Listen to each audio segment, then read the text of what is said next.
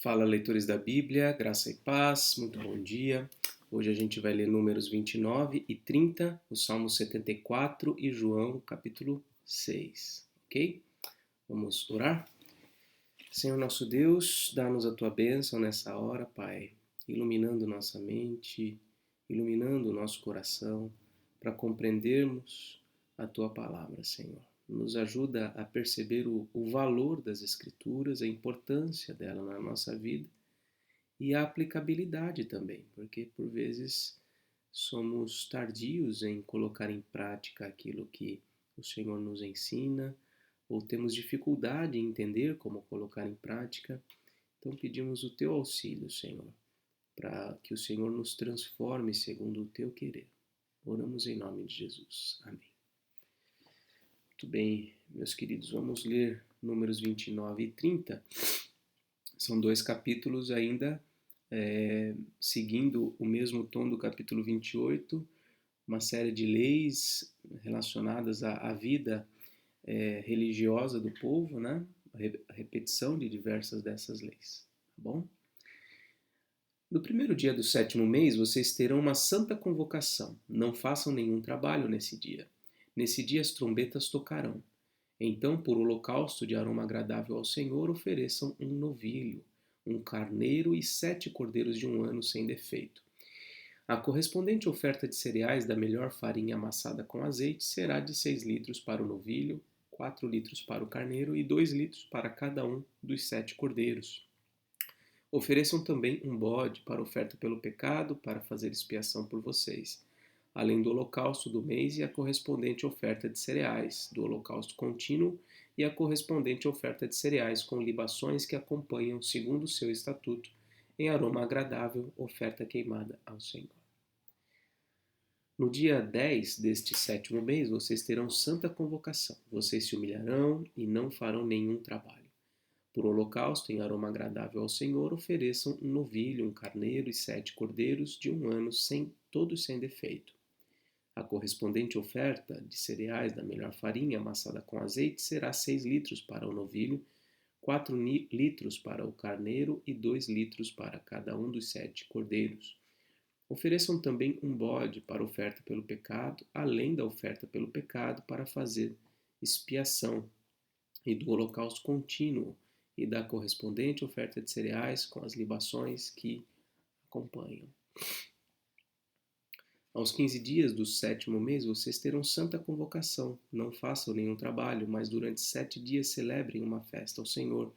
Por holocausto em oferta queimada de aroma agradável ao Senhor, ofereçam 13 novilhos, 2 carneiros e 14 cordeiros de 1 ano, todos sem defeito. A correspondente oferta de cereais da melhor farinha, amassada com azeite, será 6 litros para cada um dos 13 novilhos, 4 litros para cada um dos 2 carneiros e 2 litros para cada um dos 14 cordeiros. Ofereçam também um bode para oferta pelo pecado, além do holocausto contínuo, a correspondente oferta de cereais e a libação que acompanha. No segundo dia ofereçam 12 novilhos, 2 carneiros, 14 cordeiros sem defeito, com a oferta de cereais e libações para os novilhos, para os carneiros e para os cordeiros, conforme o seu número, segundo o estatuto, e um bode para oferta pelo pecado, além do holocausto contínuo, a correspondente oferta de cereais e a libação que acompanha.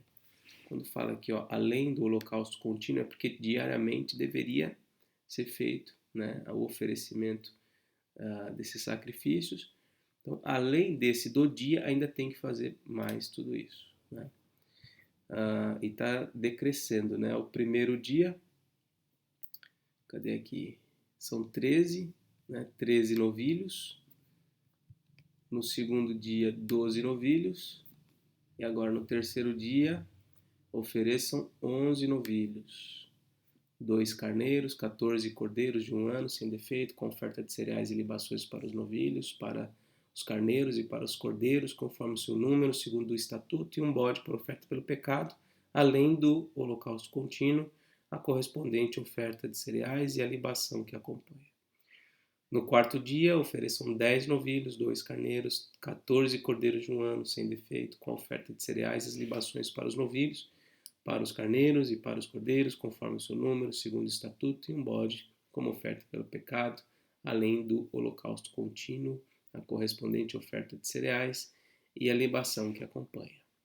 No quinto dia, ofereçam 9 novilhos, 2 carneiros, 14 cordeiros de um ano, sem defeito, com oferta de cereais e as libações para os novilhos, para os carneiros e para os cordeiros, conforme o seu número, segundo o estatuto, e um bode para oferta pelo pecado, além do holocausto contínuo, na correspondente oferta de cereais e a libação que acompanha.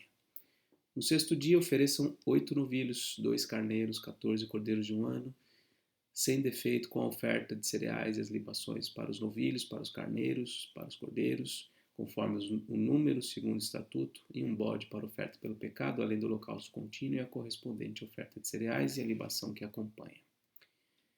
No sétimo dia, ofereçam 7 novilhos, 2 carneiros, 14 cordeiros de um ano, sem defeito, com a oferta de cereais e as libações para os novilhos, para os carneiros e para os cordeiros, conforme o seu número, segundo o estatuto, e um bode para oferta pelo pecado, além do holocausto contínuo, a correspondente oferta de cereais e a libação que acompanha. No oitavo dia, vocês terão uma reunião solene, não façam nenhum trabalho nesse dia. E por holocausto, em oferta queimada de aroma agradável ao Senhor, ofereçam um novilho, um carneiro, 7 cordeiros de um ano, sem defeito, com oferta de cereais e libações para o novilho, para o carneiro e para os cordeiros, conforme o seu número, segundo o estatuto, e um bode para oferta pelo pecado, além do holocausto contínuo, a correspondente oferta de cereais e a libação que acompanha. Estas coisas vocês oferecerão ao Senhor nas suas festas fixas, além dos seus votos e das suas ofertas voluntárias para os holocaustos, e as suas ofertas de cereais, as suas libações e as suas ofertas pacíficas. E Moisés falou aos filhos de Israel conforme tudo que o Senhor lhe havia ordenado. Então, novamente, essa repetição toda do que deveria ser feito nas festas fixas, para, enfim, solidificar realmente na mente, no coração daquele povo o que deveria ser feito, né? É cansativo para a gente não está tão habituado à repetição, né? Mas a repetição é um recurso de fixação. Na didática, na pedagogia mais recente, a repetição tem sido evitada, a memorização tem sido evitada, mas esse sempre foi um recurso importante para o, vamos dizer assim, para o desenvolvimento das pessoas, né? Para o progresso realmente das coisas, porque as coisas só fixam na nossa mente por meio de repetição, né? A memorização, por exemplo, de versículos bíblicos é fundamental e você só vai memorizar se você repetir várias vezes, né? Se você vai estudar para uma prova, você precisa repetir. Matemática, por exemplo, que é uma área, né, a qual eu tenho me dedicado desde o ano passado novamente, os alunos que não praticam têm muita dificuldade. Agora, aqueles que repetem, fazem exercícios, refazem exercícios, enfim, aquilo vai fixando, né? Vai fixando na mente a maneira como faz aquilo. Então, isso se aplica nas questões religiosas, né? Por que o culto, pelo menos o culto reformado, né? Ele segue o mesmo modelo, o mesmo padrão. Momento de convocação, de confissão de pecados, um momento de consagração, um momento de edificação, os sacramentos sempre da mesma maneira, porque é algo didático, o culto é didático também, nos mostrando que nós somos chamados a entrar na presença de Deus, nós somos chamados a nos apresentar humildes e contritos diante do Senhor, somos chamados a consagrar nossa vida, consagrar os nossos dízimos, as nossas primícias ao Senhor.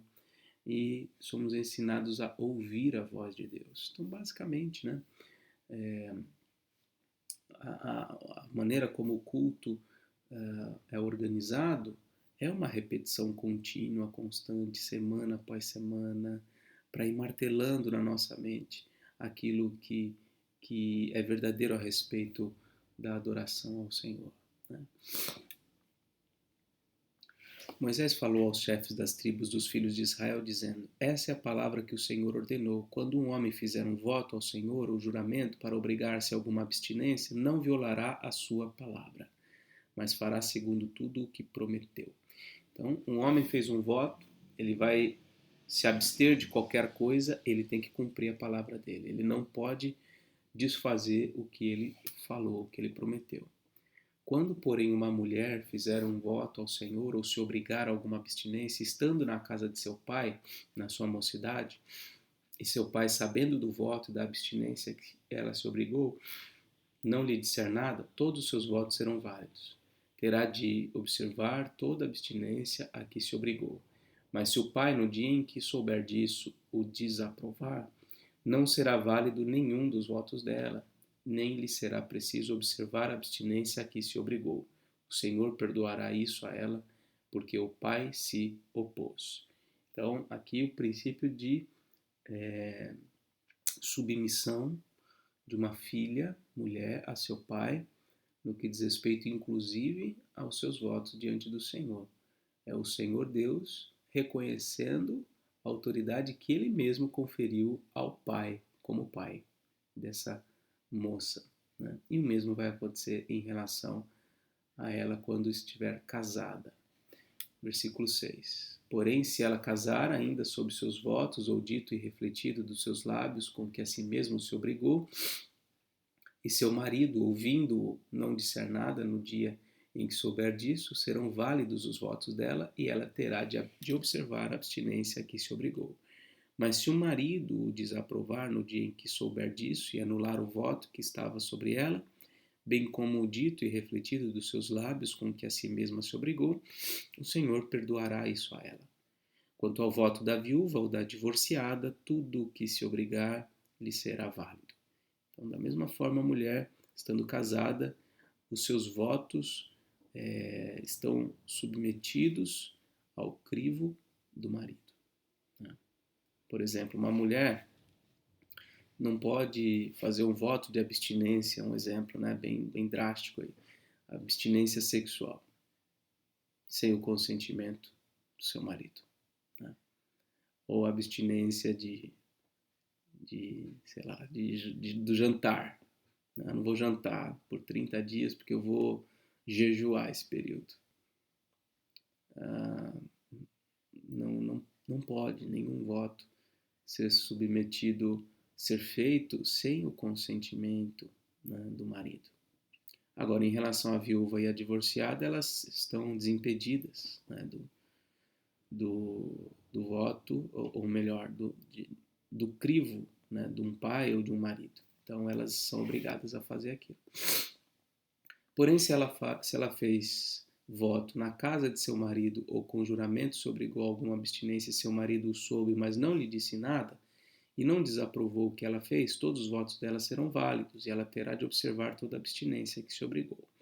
Porém, se o marido anulou os votos no dia em que ficou sabendo, tudo o que saiu dos lábios dela, quer dos seus votos, quer da abstinência que se obrigou, não será válido.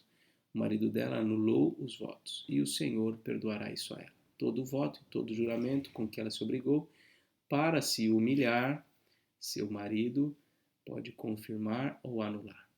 Porém, se o marido, dia após dia, não disser nada, então confirma todos os votos dela e tudo aquilo a que ela se obrigou, porque não disse nada no dia em que ficou sabendo. Porém, se ele anular os votos algum tempo depois de os ter ouvido, levará sobre si a iniquidade dela. São estes os estatutos que o Senhor ordenou a Moisés a respeito do marido e da mulher, a respeito do pai e sua filha moça, se ela estiver na casa de seu pai. Em Números nós vemos essa miscelânea, né, de leis, mas também de narrativas históricas. Então o capítulo 31 já vai retornar aqui alguma narrativa histórica, tá bom? Vamos agora ao Salmo 74. É isso? Isso mesmo. Salmo didático de Asaf. Ó Deus, por que nos rejeitas para sempre? Por que se acende a tua ira contra as ovelhas do teu pasto? Lembra-te da tua congregação que adquiriste desde a antiguidade, que remiste para ser a tribo da tua herança. Lembra-te do monte Sião, no qual tens habitado. Dirige os teus passos para as ruínas perpétuas, para tudo de mal que o inimigo fez no santuário. Os teus adversários bramam no lugar das assembleias e erguem as suas próprias insígnias como sinais. Parecem-se com os que empunham os seus machados no espesso da floresta.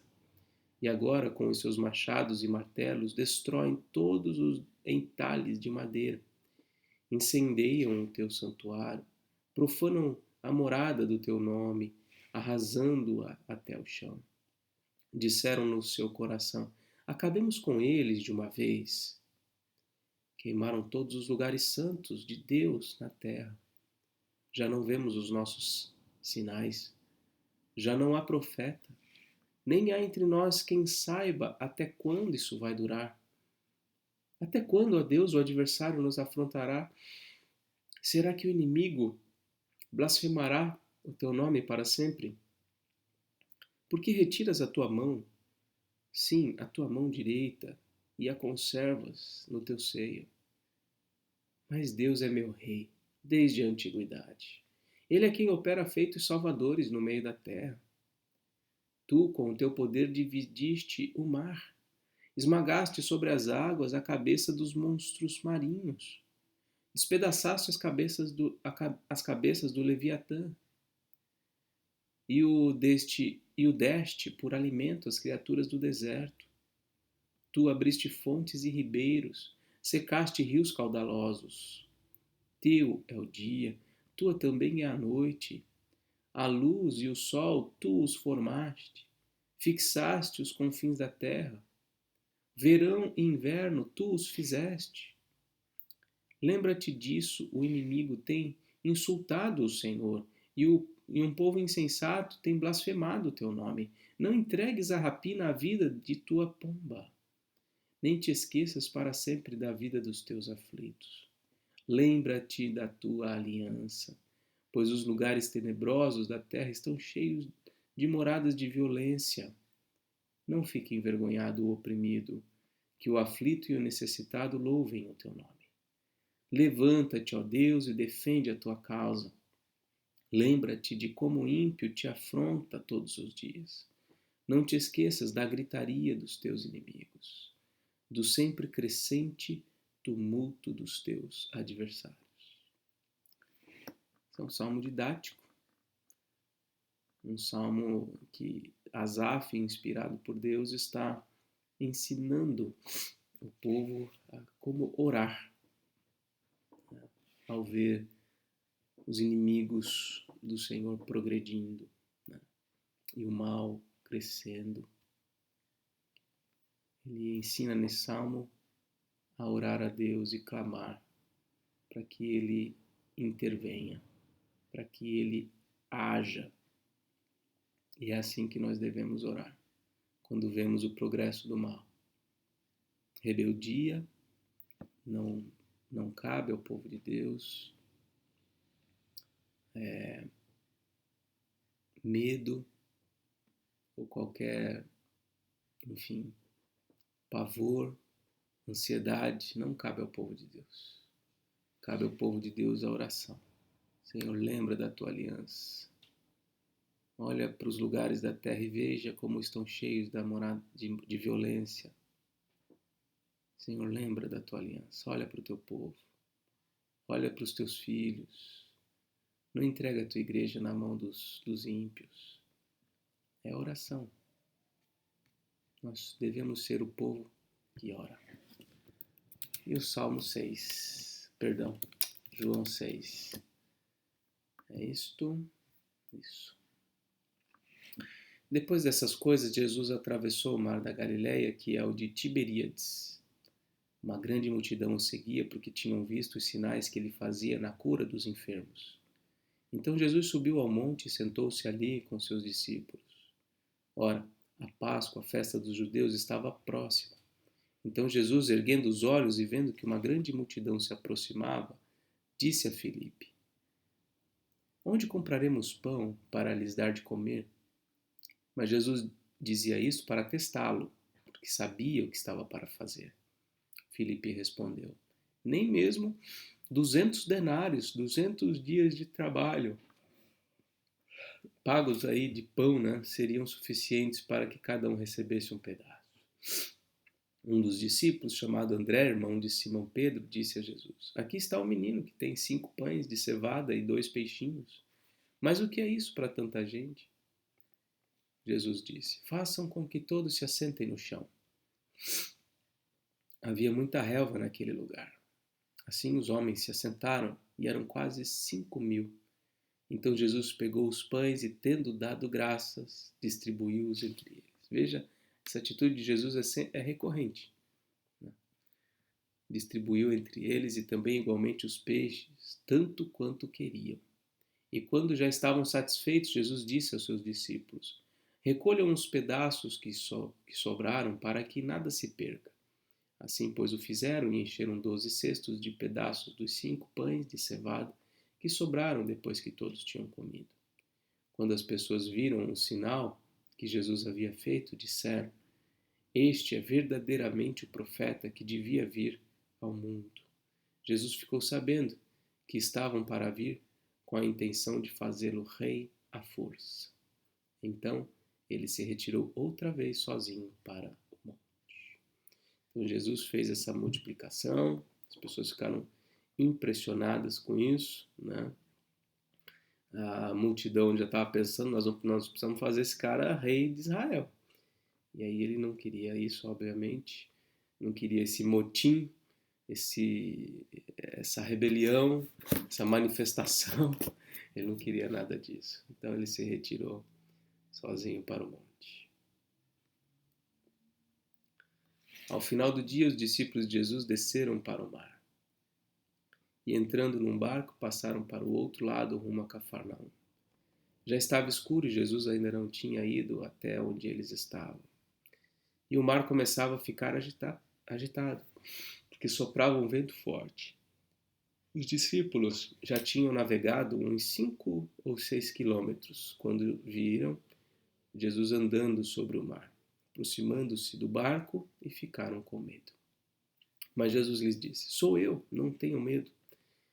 Então eles o receberam com alegria e logo o barco chegou ao seu destino. Então eles já estavam mais ou menos a metade do caminho, não sei se são 13 quilômetros mais ou menos de extensão, o mar da Galileia. Eles estavam mais ou menos ali no meio ou um terço do caminho. E o Senhor vai andando pelo mar e chega até eles, e logo eles chegam no rio. E essa cena ilustra a vida cristã mesmo, né? Nós estamos no meio do caminho aí, né? Estamos transpondo o rio e as turbulências vêm sobre a nossa vida, né? E a gente precisa se lembrar que Jesus está conosco e logo a gente vai chegar no fim desse trajeto, né? E tudo estará bem. Não tem por que ter medo. No dia seguinte, a multidão que tinha ficado do outro lado do mar notou que ali havia apenas um pequeno barco e que Jesus não tinha entrado nele com os seus discípulos, tendo estes partido sozinhos. Entretanto, outros barquinhos chegaram de Tiberíades, perto do lugar onde comeram o pão, depois que o Senhor deu graças. Quando aquela multidão viu que Jesus não estava ali, nem os seus discípulos, entraram nos barcos e partiram para Cafarnaum à procura de Jesus. Então veja, Jesus fez a travessia, o povo que permaneceu aqui achou que Jesus não tinha saído, mas ele já tinha saído. E aí quando eles se dão conta, como tinha vindo alguns barquinhos, essa multidão sai e vai atrás de Jesus. E tendo-o encontrado do outro lado do mar, lhe perguntaram: Mestre, quando o Senhor chegou aqui? Como é que o Senhor veio para cá? Olha a resposta que Jesus dá. Jesus respondeu: em verdade lhes digo, que vocês estão me procurando, não porque viram sinais, mas porque comeram os pães e ficaram satisfeitos. Trabalhem, não pela comida que se estraga, mas pela que permanece para a vida eterna, a qual o Filho do Homem dará a vocês, porque Deus, o Pai, o confirmou com o seu selo. Olha que interessante. É como se Jesus estivesse dizendo, vocês vieram atrás de mim, não porque vocês viram sinais, não porque vocês, enfim, estão buscando a mim especificamente, mas porque vocês comeram pão e vocês se fartaram. Agora vocês querem o café da manhã. Vocês acordaram, vieram para cá, agora vocês querem o café da manhã. É por isso que vocês estão aqui. Vocês querem encher a barriga de vocês. Vocês estão aqui atrás das bênçãos. Vocês não estão atrás de mim. Vocês estão atrás das bênçãos. E aí Jesus diz assim, olha, trabalhem não pela comida que estraga, corram atrás não do sustento, não para encher a barriga de vocês, mas corram atrás daquela comida que vai permanecer para a vida eterna, a qual o Filho do Homem dará a vocês. E qual é essa comida? Ele vai falar, até o final do capítulo ele vai falar qual é a comida que o Filho do Homem vai dar para eles. Essa comida, ela vai permanecer para a vida eterna. Então Jesus dá uma baita palavra para ele, né? Bom, então lhe perguntaram: que faremos para realizar as obras de Deus? Jesus respondeu: a obra de Deus é esta, que vocês creiam naquele que ele enviou. A obra de Deus é essa, que vocês creiam. Então lhe disseram: que sinal o Senhor fará para que vejamos e creiamos no Senhor? O que o Senhor pode fazer? Nossos pais comeram maná no deserto. Como está escrito, deu-lhes a comer pão do céu. Olha, você consegue perceber o que está acontecendo aqui? No dia anterior, eles tinham comido de se fartar pão e peixe, que não existia. E Jesus multiplicou e eles comeram. No dia seguinte, eles dizem para Jesus: que sinal o Senhor fará para que vejamos e creiamos no Senhor? Olha a obscuridade do entendimento e do pensamento dessa gente. O que o Senhor pode fazer? Jesus já tinha feito. E aí eles lembram de algo que aconteceu lá no passado. Nossos pais comeram maná no deserto, né? Moisés deu o pão para eles, o pão do céu. O que o Senhor tem para nos dar? Ele já tinha manifestado um poder maravilhoso no dia anterior. Jesus lhes disse: em verdade lhes digo que não foi Moisés quem deu o pão do céu para vocês. Quem lhes dá o verdadeiro pão do céu é meu Pai. Porque o pão de Deus é o que desce do céu e dá vida ao mundo. Então Jesus já começa a dizer qual é a comida. O pão do céu não foi o maná. O pão do céu não foi o pão que eu dei ontem para vocês. O pão do céu é este que vos fala, que desceu do céu e dá vida ao mundo. Então lhe disseram: Senhor, dê-nos sempre desse pão. Lembra do capítulo 4? A questão da água? Jesus conversando com a mulher samaritana: Senhor, me dá dessa água para que eu não venha ter sede. Olha o que essas pessoas estão dizendo para Jesus: Senhor, nos dá desse pão. E a resposta de Jesus: eu sou o pão da vida. Quem vem a mim jamais terá fome. Quem crê em mim jamais terá sede. Porém, eu já disse que vocês não creem, embora estejam me vendo. Todo aquele que o Pai me dá, esse virá a mim. E o que vem a mim, de modo nenhum o lançarei fora. Porque eu desci do céu, não para fazer a minha própria vontade, mas a vontade daquele que me enviou. E a vontade de quem me enviou é esta, que eu não perca nenhum dos que ele me deu, de todos os que ele me deu. Pelo contrário, eu o ressuscitarei no último dia. De fato, a vontade de meu Pai é que todo aquele que vir, enxergar, olhar para o Filho e nele crer tenha a vida eterna, e eu ressuscitarei no último dia.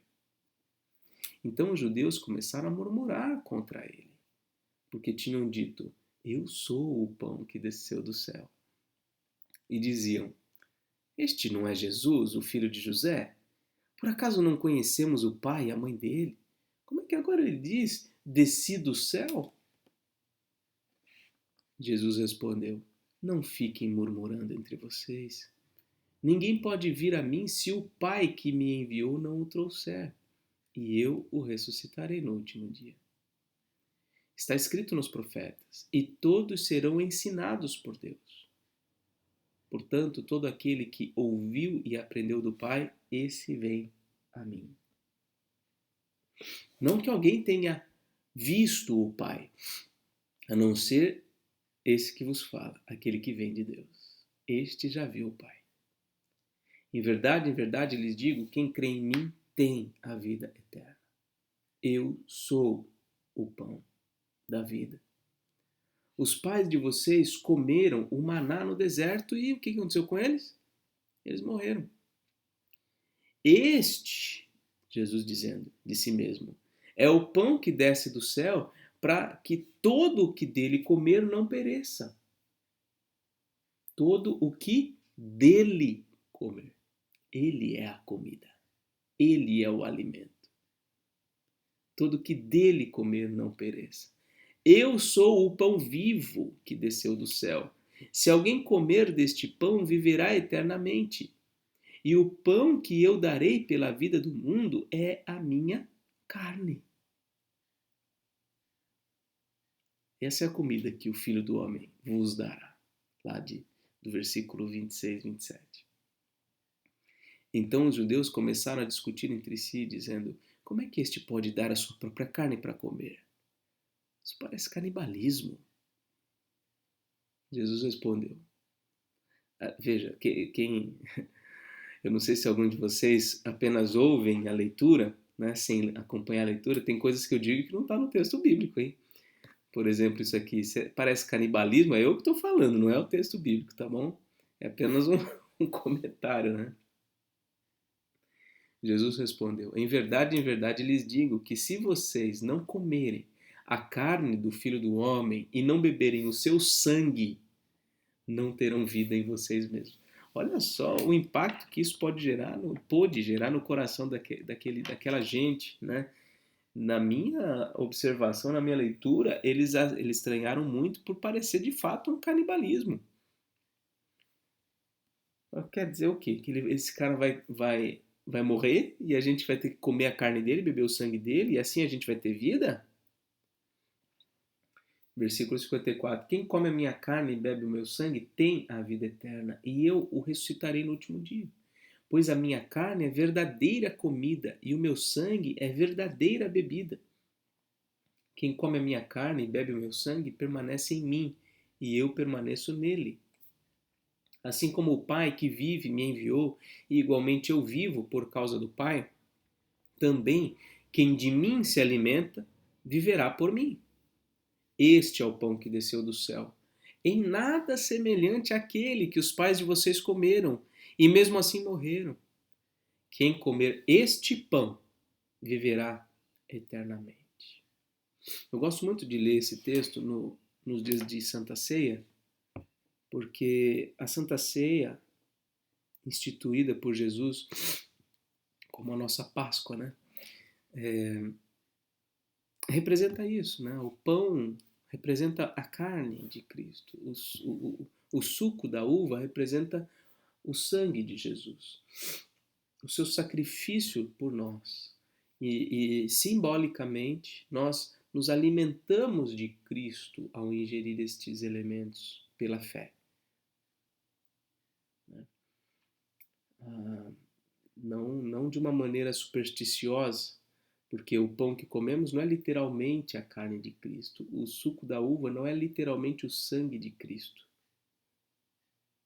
Mas são representativos. Entende? Se nós cremos em Jesus Cristo e que nossa vida depende dele, faz sentido que nós nos aproximemos e participemos da mesa do Senhor. Porque o que de fato nos alimenta não é aqueles objetos, aquela matéria, aquele pão, aquele suco, mas o próprio Cristo. Mas ele nos orienta e espera de nós que nós, porque temos a fé nele, porque nos alimentamos dele constantemente, participemos disso como um sinal da nossa fé, como um sinal da nossa esperança da ressurreição dos mortos, como um sinal diante do mundo que nós temos uma certeza, uma certeza inquebrantável de quem é Jesus e do que ele fez por nós. Jesus disse essas coisas quando ensinava na sinagoga de Cafarnaum. Muitos dos seus discípulos, tendo ouvido essas palavras, disseram: duro é esse discurso, quem pode suportá-lo? Muita gente achou muito esquisito essa conversa de Jesus de comer dele, né, e beber o sangue dele. Quem que vai suportar isso? Mas Jesus, sabendo por si mesmo que os seus discípulos murmuravam a respeito do que ele havia falado, disse-lhes: isto escandaliza vocês? Veja que eram seus discípulos, hein? Estavam escandalizados com essas coisas. Isso escandaliza vocês? Acontecerá então que acontecerá então se virem o Filho do Homem subir para o lugar onde primeiro estava? O Espírito é o que vivifica. A carne para nada aproveita. As palavras que eu lhes tenho falado são Espírito e são vida. Mas há descrentes entre vocês. Ora, Jesus sabia desde o princípio quais eram os que não criam e quem iria traí-lo. E prosseguiu: por causa disto é que falei para vocês que ninguém poderá vir a mim se não lhe for concedido pelo Pai. Uma doutrina repetida aqui várias vezes nesse discurso de Jesus é: quem vai até Jesus é aquele que é levado pelo Pai. A obra do Pai é esta: conduzir as pessoas a Cristo. Essa é a obra de Deus, como ele já disse nesse capítulo 6. A obra de Deus é essa, que vocês creiam no Filho. Essa é a obra de Deus, confiar em Jesus Cristo. Tê-lo como o mais precioso da vida, como o tesouro da nossa alma. E essa é a obra de Deus. Essa é a maior obra de Deus, o maior milagre que Deus pode realizar na vida de alguém, é levar essa pessoa a Cristo.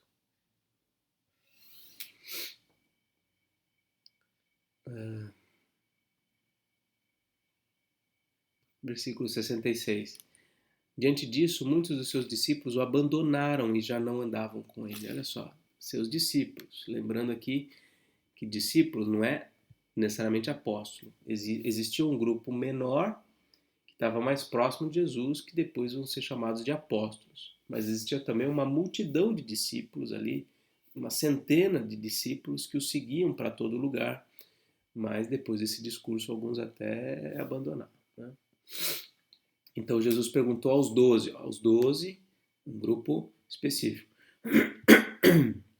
será que vocês também querem se retirar? E aí Simão Pedro respondeu: Senhor, para quem iremos? O Senhor tem as palavras de vida eterna. E nós temos crido e conhecido que o Senhor é o Santo de Deus. Olha a declaração de Pedro. Está dizendo: o Senhor é o Cristo. O Senhor é o Santo de Deus. A gente tem crido no Senhor. O Senhor tem palavras de vida eterna. Então Jesus lhes disse: não é fato que eu escolhi vocês, os 12, mas um de vocês é diabo. Ele se referia a Judas, filho de Simão Iscariotes, porque este, sendo um dos 12, era quem o haveria de trair. Essa declaração de Pedro, em outros evangelhos, vai aparecer alguma coisa semelhante. Provavelmente é quando Jesus disse para ele na sequência: olha, não foi carne ou sangue que revelou isso para vocês, mas para você, mas foi o Pai. Ninguém faz uma declaração como essa se não for ensinado pelo Pai. Se o Pai não tiver levado esse coração a crer nisto. Muito bem, é isso então a leitura de hoje. Esse vídeo vai para o YouTube no dia 28 de março. Ok? Que Deus te abençoe, um forte abraço e até mais, se Deus quiser.